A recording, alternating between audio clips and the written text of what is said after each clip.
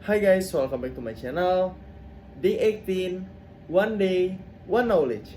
Hari ini aku bakal sharing sama teman-teman semuanya, nggak banyak-banyak. Aku barusan banget nemuin satu quote tentang komunikasi. Dan ini quote-nya tuh lumayan buat aku jadi wow gitu. Aku ngerasa kayak, ini quote kayaknya dalam banget deh artinya. Apa quote-nya itu? Quote-nya itu katanya, komunikasi itu bukan sekedar tentang bicara aja, tapi seni membuat orang merasa didengar. Ya gitu. Jadi komunikasi itu bukan soal tentang gimana cara ngomong aja. Enggak hanya tentang gimana ya caranya kita itu bisa ngomong dan ngomong aja, enggak. Gitu. Tapi komunikasi juga ngajarin kita tentang gimana sih caranya kita memperlakukan orang. Salah satunya apa? Yang paling simpel itu adalah ketika orang lagi ngobrol sama kita, please kita jangan gunain handphone kita. Coba kita usaha untuk taruh handphone kita. Gitu loh. Dan jangan ngelakuin hal-hal yang lain. Usahain hadapin tubuh kita dan hadirkan diri kita ini loh ketika kita lagi ngomong sama dia. Jadi ada kan istilah kayak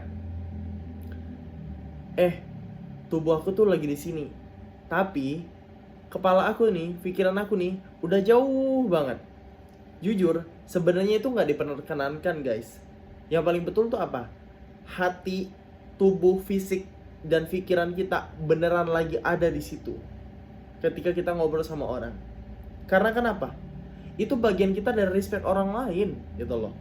Nah makanya komunikasi itu bukan sekadar bicara aja, tapi itu adalah seni membuat orang tuh merasa didengar, ngerasa dihargai dan dianggap ada di situ gitu loh. Nah makanya ketika ada teman kita yang lagi curhat, teman kita yang lagi ngajak ngobrol kita, please hadirin seluruh diri kita. Nah kalau kita udah bahas tentang diri, berarti sudah mulai dari luar dan dalam ya, secara fisik maupun di dalam diri kita gitu, yang benar-benar hadir di situ. Taruh benar-benar diri kita ada di depan dia, dan tandanya kita benar-benar excited untuk ngedengerin dia. Nah di public speaking kan diajarin tentang masalah antusias ya. Antusias itu ya salah satunya itu tadi. Coba deh kita berusaha untuk ngehadirin diri kita. Setelah kita hadir, kita dengarkan apa yang dia ceritain, apa yang dia pengen ngobrolin sama kita, kayak gitu. Barulah nanti kita coba untuk memberikan tanggapan atau memberikan respon, jawab gitu loh apa yang dia ngomong, dengan kita tahu timingnya. Jadi nggak asal jawab juga. Nah makanya dari sini saja kita bisa lihat ya, banyak mungkin kesalahan-kesalahan yang masih kita lakuin. Terkadang teman kita yang ngobrol, kita asyik main handphone, kita scroll IG, kita scroll TikTok ya. Terus masih banyak hal yang kita lakuin, padahal orang itu mau ngobrol sama kita loh. Nah makanya kalau posisi kayak gitu, taruh handphone kita. Nggak enak kan kalau posisinya dibalik. Kita lagi pengen ngobrol sama teman kita, taunya dia lagi main handphone, dia lagi chatan sama orang lain, tuh nggak enak guys. Nah makanya di sini dibilang komunikasi itu bukan tentang ngajarin sekedar bicara aja, bukan. Bagaimana caranya orang tuh merasa didengar, merasa ada, merasa dianggap gitu kan. Nah lalu teman-teman, di sini aku nemuin ada 3 trik praktis ya. Apa katanya? Yang paling penting itu adalah EPP. Satu, eye contact. Nah, eye contact ini kalau kita belum berani, paling enggak kita bisa untuk menghadapkan tubuh kita ini benar-benar ke dia, menghadirkan gitu loh. Kita tatap dianya. Bebas, kita mungkin masih ragu ya untuk menatap dua bola mata, ya kita bebas lah tatap wajahnya. Paling enggak kita benar-benar menyimak apa yang dia sampaikan. Itu yang pertama, hadirkan eye contact. Yang kedua adalah parafrase ya. Ulang inti apa yang dia bilang. Misalnya dia menceritakan sesuatu gitu. Aku hari ini tuh jujur ya capek banget. Hari ini tuh aku tuh ngerasa kayak berat banget. Kayak apa ya? Hari ini tuh aku ngerasa kok dunia tuh gak adil banget sama aku. Kok orang lain bisa ya dapat nilai gede, kok aku gak bisa ya? Nah kita ulang, kita parafrase. Cara ngeresponnya tuh kayak gitu.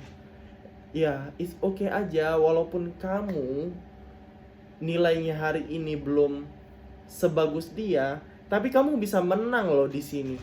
Jadi kita ulang lagi kalimatnya tadi. Kita parafrase, kita menuju ke intinya. Kayak gitu. Jadi kita ada pengulangan di situ. Tandanya apa? Kita ngedengerin apa yang dia bilang. Kayak gitu. Itu yang kedua ya, eye contact dan parafrase. Yang terakhir adalah presence.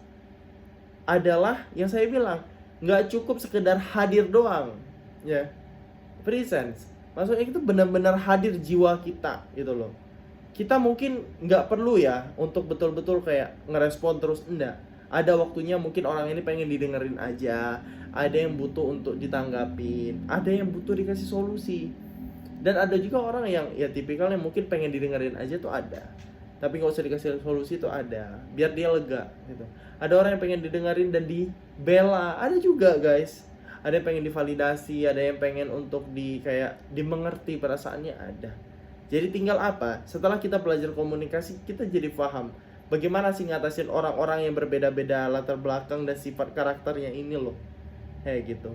Nah, makanya 3 hal ini harus kita lakukan. Apa tadi? EPP. Eye contact, parafrase, dan presence. Tatap matanya, hadirkan hati kita, ya. Hadirkan jiwa kita, hadirkan seluruh anggota tubuh kita, baik itu di fisik maupun pikiran, kita hadirkan untuk dia. Tatap dianya, kayak gitu, tatap wajahnya. Yang kedua adalah parafrase, ulangi lagi kalimat dia, kayak gitu. Yang terakhir adalah presence, hadirkan jiwa kita seutuhnya. Kalau perlu direspon, kita kasih respon yang baik. Jangan tiba-tiba mencela, jangan tiba-tiba kita sotoy dan memberi solusi, no.